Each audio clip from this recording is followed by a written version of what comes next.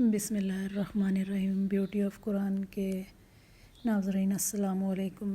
رسول کریم صلی اللہ علیہ وآلہ وسلم نے جامع ترمذی میں فرمایا ہے، قیامت کے دن صاحب قرآن سے کہا جائے گا کہ قرآن پڑھتا جا اور بلندی کی طرف چڑھتا جا، اور ویسے ہی ٹھہر ٹھہر کر پڑھ جس طرح تو دنیا میں ٹھہر ٹھہر کر ترتیل کے ساتھ پڑھتا تھا، بس تیری منزل وہ ہوگی جہاں تیری آخری آیت کی تلاوت ختم ہوگی۔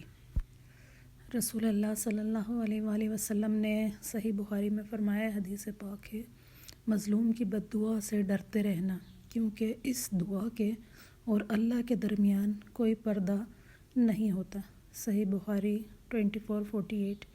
رسول اللہ صلی اللہ علیہ وسلم نے فرمایا، مسلمان جب کسی بیماری، پریشانی، رنج و ملال، تکلیف اور غم میں مبتلا ہو جاتا ہے، یہاں تک کہ اگر اسے کوئی کانٹا بھی چبھ جائے تو اللہ تعالیٰ اسے اس کے گناہوں کا کفارہ بنا دیتا ہے۔ صحیح بخاری کی حدیث ہے، نبی کریم صلی اللہ علیہ وآلہ وسلم نے فرمایا ہے۔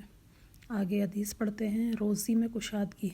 انس بن مالک نے بیان کیا ہے کہ میں نے سنا رسول کریم صلی اللہ علیہ وآلہ وسلم فرما رہے تھے کہ جو شخص اپنی روزی میں کشادگی چاہتا ہو یا عمر کی درازی چاہتا ہو تو اسے چاہیے کہ صلہ رحمی کرے۔ صحیح بخاری کی آیت مبارکہ ہے۔